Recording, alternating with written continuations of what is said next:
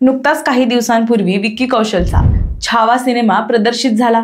छत्रपती संभाजी महाराज यांच्या शौर्यगाथेवर हा चित्रपट तयार करण्यात आलाय। या चित्रपटानं बॉक्स ऑफिसवर मोठी कमाई केली आहे। मात्र या चित्रपटाशी संबंधित एक विचित्र असे व्हिडिओ समोर येत आहेत। या सिनेमात छत्रपती संभाजी महाराज यांच्यासोबत औरंगजेबानं केलेला छळ पाहून लोकांच्या विविध प्रतिक्रिया उमटत आहेत। कोणी भावनिक झाला आहे तर कोणी तीव्र राग व्यक्त करतंय। एका तरुणानं तर चित्रपटगृहात स्क्रीनचा पडदाच फाडला। तर काही दिवसांपूर्वी छत्रपती संभाजी महाराजांनी लुटलेला खजिना शोधण्यासाठी मध्य प्रदेशच्या बुरहानपूर येथील किल्ल्यावर हजारो नागरिक जमा झाले होते। छावा चित्रपटानं औरंगजेब केवढा क्रूर होता हे दाखवलंय। त्यामुळे आता त्याची कबर पाडण्याची मागणी हिंदू संघटनांकडून केली जाते आणि अशाच प्रकारे नागपूरमध्ये आता याच मागणीमुळे वातावरण तापलेलं आहे। जाणून घेणार आहोत काय आहे हे प्रकरण प्राईम संवादच्या आजच्या भागात। नमस्कार, मी सारिका। प्राईम संवाद या YouTube चॅनलवरती आपणा सर्वांचं स्वागत करते। महाराष्ट्रात गेल्या काही दिवसांपासून मुघल सम्राट औरंगजेबावरून राजकीय वातावरण चांगलंच तापलंय। औरंगजेबाच्या कारकिर्दीवरून आरोप प्रत्यारोपांच्या फैरी झडतायत। तसंच महाराष्ट्रात त्याची कबर असल्यामुळे देखील राजकीय वातावरण तापलंय। छत्रपती संभाजीनगर जिल्ह्यातील खुलताबाद येथे औरंगजेबाची कबर आहे। ही कबर काढून टाकावी अशी मागणी भाजपचे खासदार उदयनराजे भोसले यांनी केली होती। यावर मुख्यमंत्री देवेंद्र फडणवीस यांनी देखील प्रतिक्रिया दिली आहे। ते म्हणालेत की आम्हालाही प्रत्येकाला असंच वाटतं, फक्त काही गोष्टी कायद्यानं कराव्या लागतात, कारण ती कबर संरक्षित आहे। काँग्रेसच्या काळात त्या कबरीला ASIचं संरक्षण मिळालेलं आहे, असं मत मुख्यमंत्री देवेंद्र फडणवीस यांनी मांडलं होतं। आणि आता याच पार्श्वभूमीवर नागपूरमधील महाल, गांधी गेट, शिवतीर्थ परिसरात छत्रपती शिवाजी महाराज यांच्या तिथीप्रमाणे जयंतीनिमित्त अभिवादन करण्यासाठी एकीकडे शिवभक्तांची गर्दी पाहायला मिळाली, तर दुसरीकडे छत्रपती शिवाजी महाराज यांच्या पुतळ्यापुढे विश्व हिंदू परिषद, बजरंग दलातर्फे सोमवारी लक्षवेधी आंदोलन करण्यात आलं। राज्यभरात अशाच पद्धतीनं हिंदुत्ववादी संघटना रस्त्यावर उतरल्या।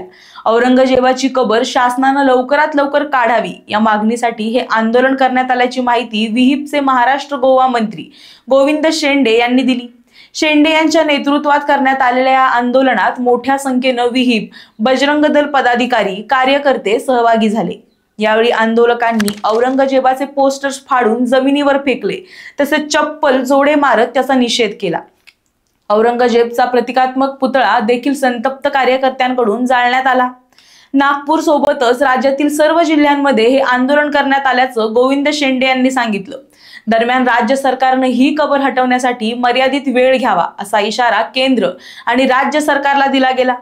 दिलेल्या वेळात ही कबर न हटवण्यात आल्यास बजरंग दल स्वतः पुढाकार घेत ही कबर हटवणार असल्याचा यावेळी इशारा गोविंद शेंडे यांनी दिला। धर्मरक्षक छत्रपती संभाजी महाराजांवर केलेला अत्याचार, हत्या करणाऱ्या औरंगजेबाची कबर महाराष्ट्राच्या पावनभूमीवरून हटवण्यासाठी विश्व हिंदू परिषद, बजरंग दलानं आक्रमक पवित्रा घेतला। सोमवारी संपूर्ण महाराष्ट्रात आंदोलनं झाली। नागपुरात महाल स्थित छत्रपती शिवाजी महाराज पुतळ्याजवळ हे आंदोलन करण्यात आलं। जिल्हाधिकारी मार्फत मुख्यमंत्र्यांचं निवेदन दिलं गेलं। या निमित्त सभेचं आयोजन करण्यात आलं। सोबतच विश्व हिंदू परिषद आणि बजरंग दल यांच्या कार्यकर्त्यांनी जर सरकार औरंगजेबाची कबर हटवू शकत नसेल तर आम्ही तिथे कार सेवा म्हणजे श्रीराम जन्मभूमीवरील बाबरी ढाचा हटवण्यासाठी हिंदूंनी केलेलं आंदोलन आहे आणि तेच आंदोलन आम्ही इथेही बजावू असे ते म्हटलेत। त्याला माझं समर्थन आहे असंही टी राजसिंह यांनी सांगितलं। आणि याच पार्श्वभूमीवर नागपुरात सोमवारी रात्री 2 गटातील वादातून हिंसाचाराची घटना घडली। शहरातील महाल भागात वाहनांची जाळपोळ आणि दगडफेकीची घटना घडली। पोलिसांनी बळाचा वापर करून परिस्थिती नियंत्रणात आणली असून शांतता राखण्याचं आवाहन सर्वसामान्यांना केलं आहे। 18 मार्चला मिळालेल्या माहितीनुसार नागपूर पोलिसांनी रात्री उशिरा 1 वाजेपर्यंत चिटणीस पार्क परिसरात कोम्बिंग ऑपरेशन राबवलं। यात जवळपास 20 संशयितांना ताब्यात घेतलं असून सध्या परिसरात जमावबंदी लागू करण्यात आली आहे। महाराष्ट्राचे मुख्यमंत्री देवेंद्र फडणवीस यांनी सुद्धा नागरिकांना शांततेचं आवाहन केलंय। फडणवीस म्हणाले की मी सातत्यानं पोलीस प्रशासनाच्या संपर्कात आहे। नागपूर शांतताप्रिय आणि एकमेकांच्या सुखदुःखात सहभागी होणारं शहर आहे। हीच नागपूरची परंपरा आहे। अशा वेळी कोणत्याही अफवांवर विश्वास ठेवू नका आणि प्रशासनाला पूर्ण सहकार्य करा। नागपुरात सध्या तणावपूर्ण शांतता आहे। संचारबंदी लागू असल्यानं इथली सगळी दुकानं बंद आहेत। गांधी गेट पासून तर अग्रसेन चौक पर्यंत सकतदरा, गणेश पेठसह सर्व मध्य नागपूरच्या परिसरात संचारबंदी लागू आहे। हा परिसर बाजारपेठेचा असल्यानं व्यावसायिकांवर आणि तिथं काम करणाऱ्या मजुरांवर याचा मोठा परिणाम झालाय। नागपुरात पहिल्यांदाच असा हिंसाचार घडला। ज्या परिसरात हे घडलं तिथंही लोक हे कसं काय घडलं याबद्दल प्रश्न उपस्थित करतायत। गल्ल्यांमधून दगडफेक झाली होती, त्या पत्र्याचे शेड लावून बंद करण्यात आले आहेत। काही दुकानांची तोडफोड केली आहे, तर 2 वाहनं सुद्धा जाळली आहेत। टायर पेटवल्यानं रस्त्यावर सगळं तेल सांडलेलं। लोकांच्या घरावर दगडफेक झाली, एका घराचे सीसीटीव्ही फोडण्यात आले। आता या हिंसाचारानंतर पोलिसांनी काय माहिती दिली तेही जाणून घेऊया। तर सध्या परिस्थिती शांततापूर्ण असल्याचं नागपूरचे पोलीस आयुक्त डॉक्टर रवींद्र सिंगल यांनी सांगितलं। काही ठिकाणी जाळपोळ झाली आहे, 2 वाहनं जाळण्यात आली असून दगडफेक देखील झाली। आम्ही परिस्थितीचा आढावा घेत आहोत। नागपूर शहरात कलम 144 लागू करण्यात आल्याचं पोलीस आयुक्त सिंगल यांनी सांगितलं।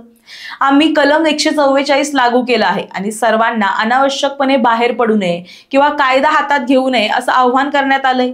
अफवांवर विश्वास ठेवू नका। हा परिसर वगळता संपूर्ण शहरात परिस्थिती शांत आहे असं पोलिसांचं म्हणणं आहे। आता पहिले तर हे आंदोलन शांततेत चालू होतं, मग ही जाळपोळ नक्की का झाली? तर सोमवारी दुपारी नागपूरमध्ये पसरलेल्या एका अफवेतून निघालेल्या ठिणगीचं रूपांतर संध्याकाळपर्यंत हिंसक दंगलीमध्ये झालं। अधिकाऱ्यांनी सांगितलं की निदर्शकांनी पुतळ्यासह एक धार्मिक पुस्तक जाळल्याच्या अफवा पसरल्या। यामुळे दोन्ही पक्षांमध्ये दगडफेक झाली आणि रस्त्याच्या कडेला उभ्या असलेल्या मोठ्या संख्येनं गाड्यांची तोडफोड करण्यात आली। जमावानं समोरून येणाऱ्या वाहनांवर सुद्धा दगडफेक केली आणि याचंच रूपांतर एका मोठ्या दंगलीत झालं। त्यामुळेच आता गणेश पेठ, तहसील, लकडगंज, पाचपावली, शांतीनगर, सकरदरा, नंदनवन, इमामवाडा, यशोधरानगर, कपिलनगर या भागांमध्ये सध्या संचारबंदी लागू करण्यात आली आहे। या ठिकाणी वैद्यकीय कारण वगळून इतर कारणांसाठी कोणीही घराबाहेर पडणार नाही। तसंच 5 पेक्षा जास्त लोकांनी एकत्र जमायचं नाही असे आदेश पोलिसांकडून देण्यात आलेत। आता तुम्हाला या प्रकरणाबद्दल काय वाटतं? हे जे झालं ते योग्य होतं की अयोग्य? औरंगजेबाची कबर पाडण्याची खरंच गरज आहे का? आता ही कबर पाडली जाणार का? आणि जर ही कबर पाडली तर यावर पुढे नक्की काय होणार हे आम्हाला कमेंटमध्ये नक्की सांगा आणि प्राईम संवाद या YouTube चॅनलला सबस्क्राईब करायला विसरू नका। धन्यवाद।